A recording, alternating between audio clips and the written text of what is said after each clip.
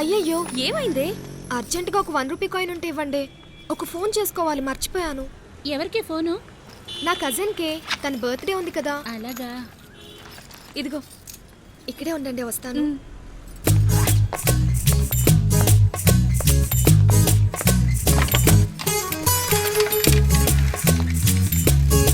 Hello, మీరు dial చేసిన number ప్రస్తుతానికి బిజీగా ఉంది.